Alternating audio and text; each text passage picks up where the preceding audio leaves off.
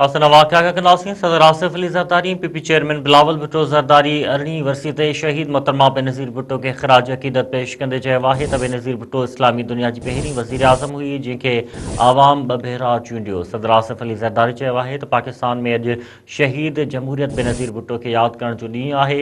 बेनज़ीर भुट्टो पुरअमन सियासत ऐं जमहूरियत ते यकीन रखंदी हुई। हुन आइन, पार्लियामेंट, जमहूरियत ऐं आवाम लाइ जदोजहद कई। पीपी चेयरमैन बिलावल भुट्टो ज़रदारी पंहिंजे पैगाम में चयो आहे त 27 डिसंबर असांजी गॾियल सोग, गौर फ़िक्र ऐं अज़म जो ॾींहुं आहे।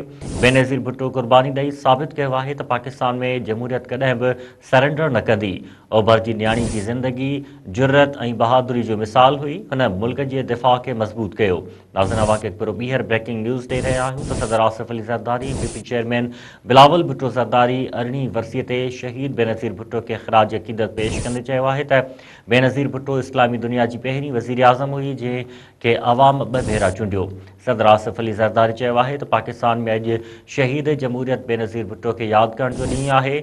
बेनज़ीर भुट्टो पुरअमन सियासत ऐं जमहूरियत ते यकीन रखंदी हुई।